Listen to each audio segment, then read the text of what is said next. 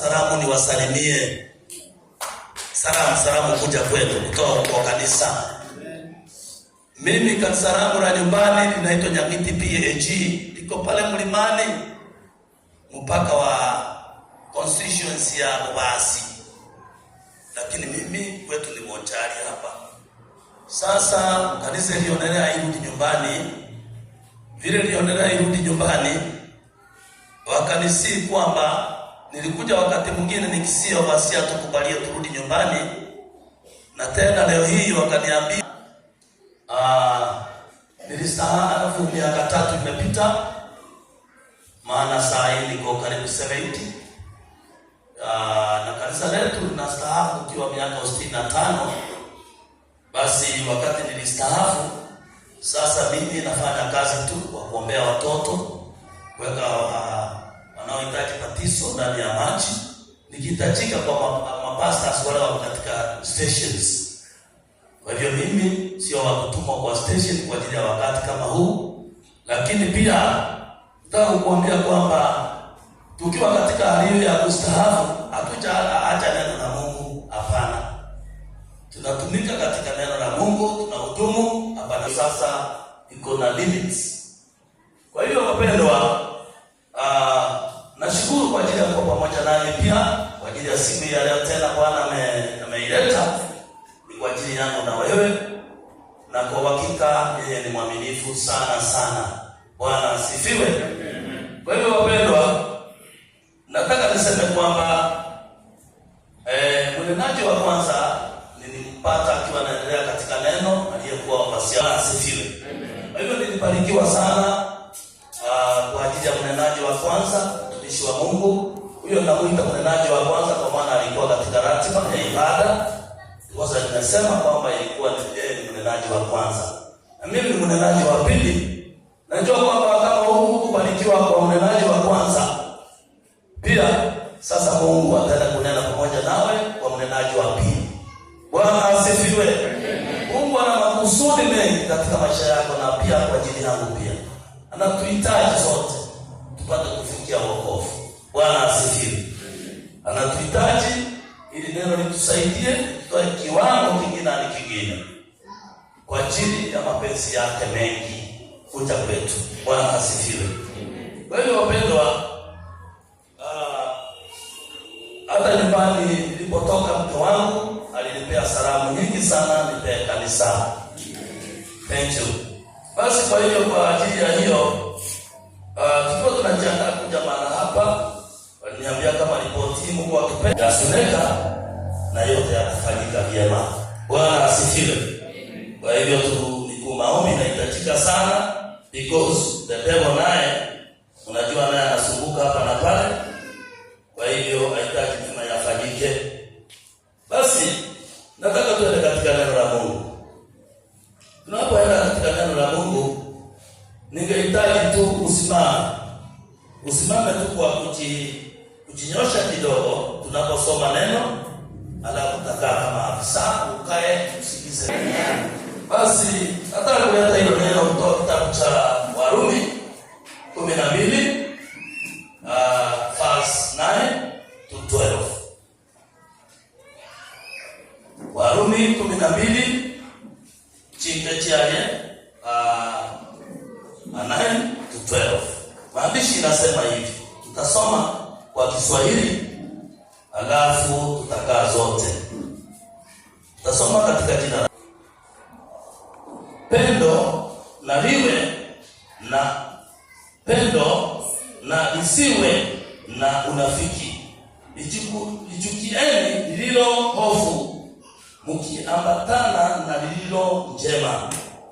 Kwa upendo na undugu mpendane ninyi kwa ninyi, kwa heshima mkiwatangulisha wenzenu. 11. Kwa bidii si walegevu, mkiwa na juhudi katika roho zenu, mkimtumikia Bwana. 12. Kwa tumaini mkifurahia katika dhiki, mkisubiri katika kusali mkitumu. Bwana asifiwe. Tuombe kwa ajili ya andiko. Baba, katika jina la Yesu Kristo, wewe ni Mungu unaishi milele. Wakati mwingi unatuhitaji sana tupate kutubu na hata kujiandaa kwa ajili ya ufalme wako. Neno lako yaenda kupita katikati yetu kupitia kwa Roho Mtakatifu. Tuomba roho zetu Baba zipate kulipokea, zaidi pata kutusaidia, pata kututoa kiwango hadi kingine. Sasa wasikilizaji wote na wakabidhi mikononi mwako. Fungua mioyo yao, wasaidie Bwana pata kupokea hili neno, ikawa na ikawa langu kwa ajili ya ufalme wako. Saidia katika sote na ninaposimama mbele za kanisa, Bwana tusije kanena yaliyo yangu, bali ukajidhihirishe na tukaonekane. Asante Bwana, utatenda mema. Wewe ni Mungu Baba, Mungu Mwana, Mungu Roho Mtakatifu. Asante Bwana, ni katika Kristo Yesu uliye Bwana mwombezi wetu na Bwana kushukuru. Tanja au katikati pia niangalie siko.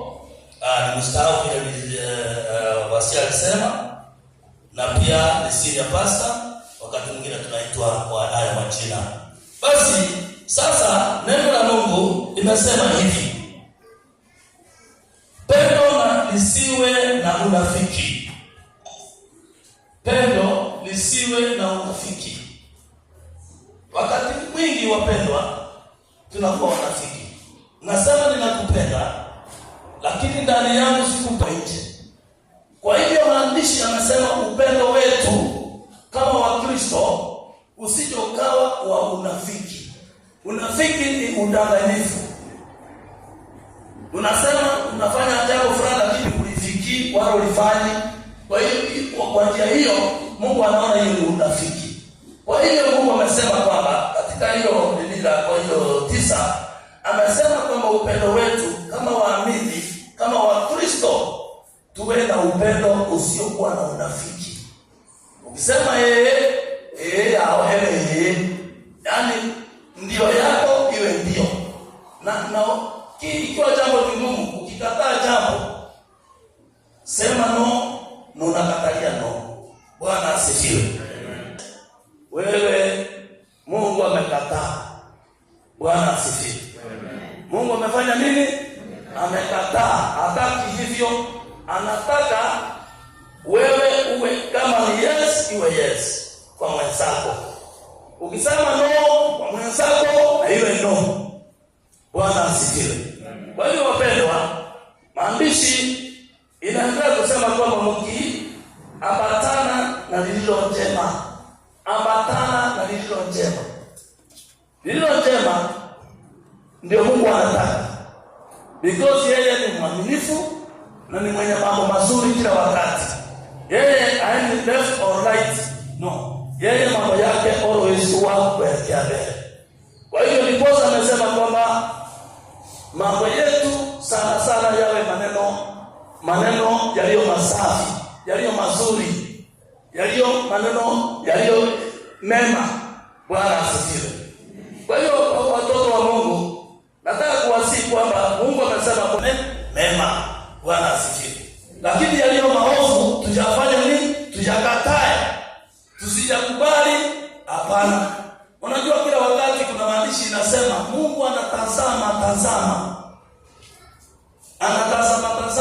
katikati yetu, aone anayeabudu kwa haki na ukweli. Yeye uangalia kila wakati.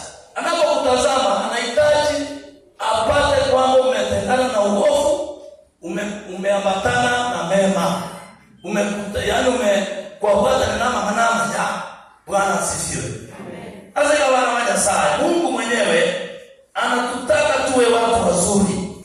Yeye ni mwema na anahitaji na sisi kama watoto wake wadogo wakubwa tuwe watu wema. Bwana asifiwe. Ndipo tumeitiwa hayo. Hata maandishi 10 nasema kwa pendo na undugu mpendane ninyi kwa ninyi, kwa heshima mkiwatangulisha wenzenu. Bwana asifiwe. Tangulisha mwenzako. Ukiona labda nifaka zimetangazwa mahali fulani, ambia mwenzako kuna kitu kimetokea mahali fulani. Tangulisha mwenzako. Mpende, mjali. Mwenzako asilale njaa ukiwa na chakula nyumbani.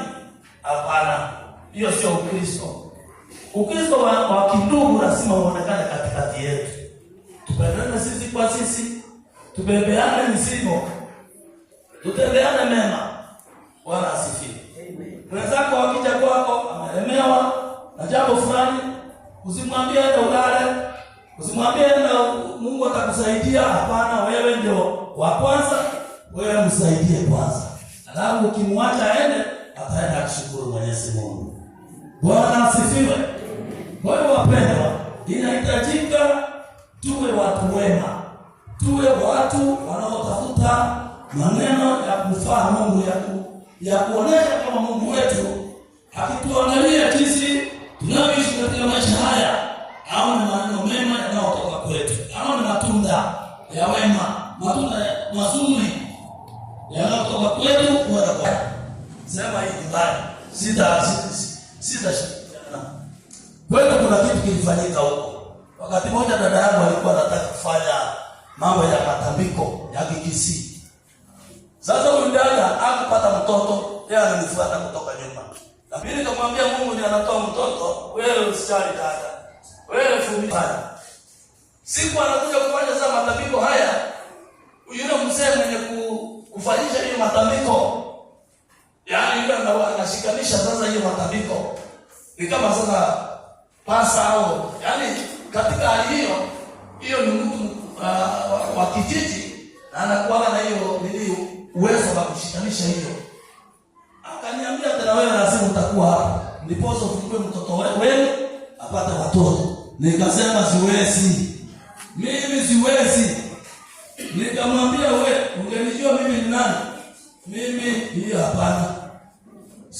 Mimi nimekataa. Sishirikiana na hiyo maneno ya giza. Mimi mambo yangu ni ya nuru. Mimi mambo yangu ni yale ya neno la Mungu. Mimi nilikuwa na ujumbe mzuri kimwambia wewe, ukitii neno la Mungu, ukiambatana na Mungu, ukishikana na Mungu, baraka nyingi itakuwa juu yako. Kile kwa hiyo mamkataa, basi wewe utakutana na dunia. Na dada yangu kwa hakika hakupata mtoto tangu siku hizo hadi leo hii. Kwa hiyo ninataka kukuambia kwamba si kushiriki huo uovu wake. Nilikataa, nikasimama ima. Haya, siku moja tena mambo yanatokea huko kwetu. Watu wanasema leo tunaenda kushiriki. Mimi nikasema sitaenda. Kuja unishike kama wewe una uwezo. Nilikataa. Bwana asifiwe. Usijaribu kushiriki mambo ya uovu. Wewe simama kama Mkristo. Na unajua kupitia kwa njia hiyo, wengi katika kijiji wanasema kama kuna watu wanaenda mbinguni, huyu Musa amejitoa. Kwa hiyo mtoto wa Mungu lazima ujiukane. Kuna mambo ya uovu mengi yanatokea katika vijiji. Lazima usimame ukatae, useme mimi sitashiriki. Siendi. Na hakuna mtu atakuja akuue. Bwana asifiwe. Kwa hiyo watoto wa Mungu, tengana na maovu. Tengana na mambo yasiyofaa. Ndiposa Mungu atakubariki. Ndiposa Mungu atakuona, akuinue, because he sees always. Anaangalia. Hataki utufugufugu. Anataka mtu anayesimama na kukiri kwamba Kristo ni Bwana. Bwana asifiwe. Hata ingawaje kuna mateso mahali hapo, sio maneno napitia kwa rahisi. Bwana asifiwe. Ukisoma kutoka kitabu cha Waebrania 12:3, utakapostahimili na kupita katika mambo maovu, Mungu atakuacha, atakubariki. Mungu atakupigania. Au utabaki jinsi ulivyokuanza, utaenda juu. Bwana asifiwe. Wakati mwingine mimi nauliza wengine, sasa wokovu inamaanisha, unajua mimi zamani nilikuwa nafuta sigara, nilikuwa mlevi, nilikuwa nakunywa bangi. Hayo yote because nilikuwa askari. Mimi kama mimi niko hivi, nilikuwa askari wa Kenya. Tena kieshio. Sasa katika hali hiyo nilipitia mambo mengine mengi ya uovu. Sasa nimetoka katika mahali pale, nimekuja katika neno. Sasa nikaanza kujiuliza, kwani kuokoka ni kuacha sigara tu na bangi nilikuwa nikifuta ndio inamaanisha kwamba nimeokoka? Hapana. Wokovu ni mambo mengi. Wokovu lazima usimame katika neno. Lazima ukatae maovu yote. Tukiwa katika ulimwengu huu, tujue kwamba Mungu wetu anatuhitaji. Mungu anafanya nini? Anatuhitaji mimi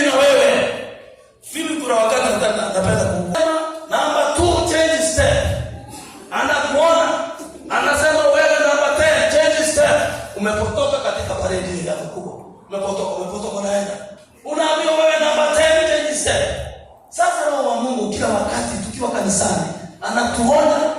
Yeye ndio parade commander. Yes. Bwana asifiwe. Anakuona akikwambia change step mwenzangu. Change step. Kuna mema mbele. Bwana asifiwe. Lakini utakapotii utapata mema. Lakini kama utakaa tu, wewe unakuja kanisa tu unakaa tu, kitako tu unakaa tu, wewe utapata chochote kwa Mungu. Because Mungu yeye hana mapendelezo, yeye hakujali, yeye sio mama yako wala sio ndugu yako. Yeye ni Mungu anaye mtakatifu na ni Mungu anayesimama. Amen. Ni mzee wa siku nyingi, anahitaji watakatifu wanayemwabudu katika ukweli na roho. Bwana asifiwe. Amen. Kwa hiyo wapendwa, nataka kukusihi kwamba waachana na mambo ya uovu. Na usishikane na uovu. Ukitaka Mungu akubariki mahali popote ulipo. Ukiwa ndani ya gari, ukiwa katika sokoni, ukiwa nyumbani mwako unafanya kazi yako, wewe simama mbele za Mungu. Amen. Kiri kwamba Kristo ni Bwana. Amen. Hata kwa njia za mateso. Amen. Najua mateso ni mengi kwa wanadamu. Unapitia hili, unapitia hili. Lakini kinachohitajika ni kwamba lazima ujitoe mbele za Mungu, na Mungu huyo wa mbinguni ataona, ndipo atakubariki. Ndipo atakupigania, atakutoa katika hizo shida zako zote. One day utakuta hizo shida zote zimeisha. Ongea kwa matokeo mnaotanga na yeye, nimeona mkono wa Mungu. Nimeona baraka za Mungu. Lakini ni kwamba lazima usimame. Inamaanisha lazima ufanye nini? Lazima usimame hima mbele za Mungu. Kwa hiyo watoto wa Mungu, kinachohitajika achilia mbele za Mungu. Ujiachilie mbele za Mungu na kufanya yanayohitajika mbele za Mungu. Alafu 11 inasema, rudi katika roho zenu mtumikia Bwana. Bwana asifiwe.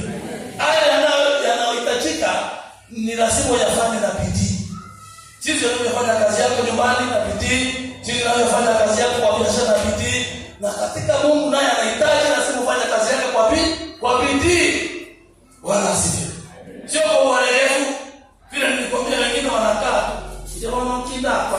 Mimi hivyo tu, mimi hapa sasa mambo yangu hivyo tu. Hakuna kitu kama hiyo. Mungu atakujali, atakuona. Mungu anataka mtu anayesimama imara. Anayesema kwamba Kristo ni Bwana na itoshe Kristo ni Bwana. Bwana asifiwe.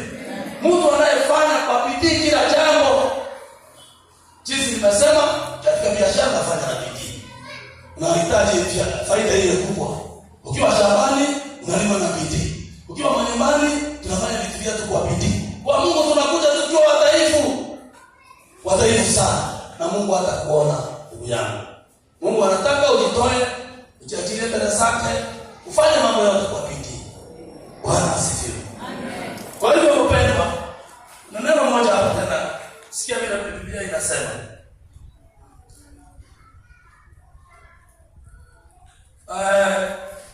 12 nasema hivi. Kwa tumaini mkifurahi katika dhiki, mkisubiri katika kusali, mkidumu. Narudia hiyo.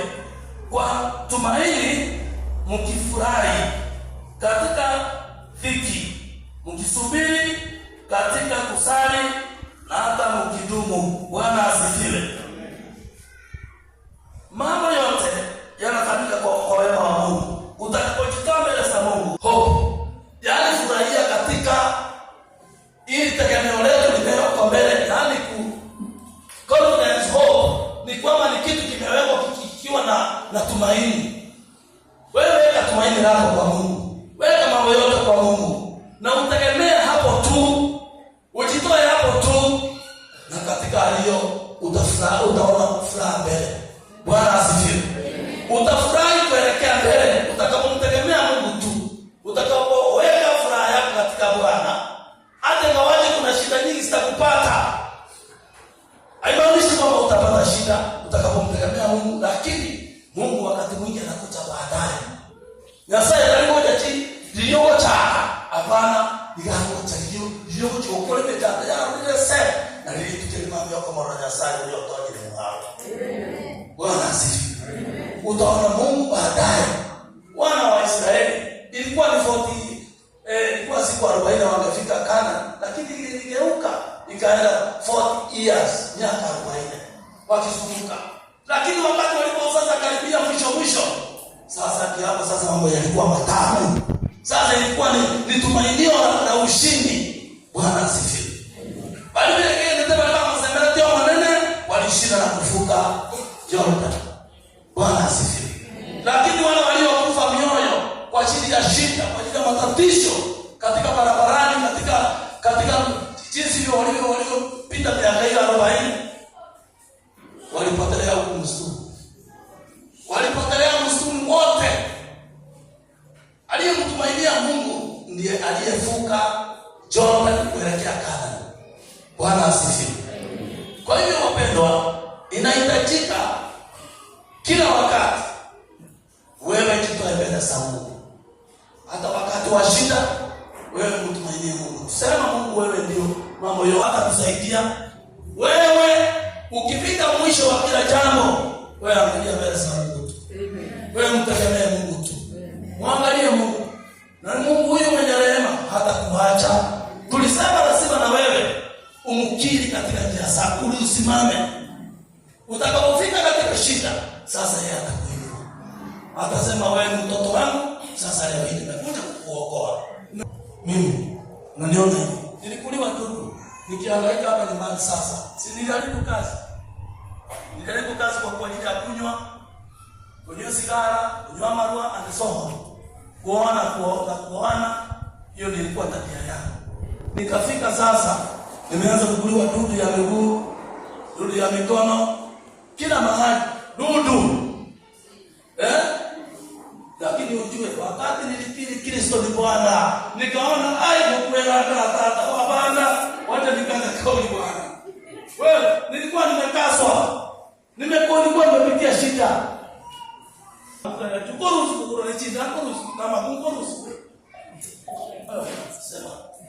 Lakini Mungu mwenye rehema, wakati nilipofika mwisho nikasema hapana Baba, ni rehema, nisamehe. Mimi ni mtu muovu na nimeshindwa. Bwana asifiwe. Na unajua sasa hivi niko nyumbani, niwacha jeshi. Hiyo matatizo yote sasa liko hapa. Na kama singetubu au kumrudia Mungu, hakuna chochote kilikuwa kichara juu ya kingine. Bwana asifiwe. Lakini siku hiyo vile niliamua, nimeona furaha ya Mungu. Nimeona baba akili akitaka akipigania. Nimeona Mungu akisimama pamoja na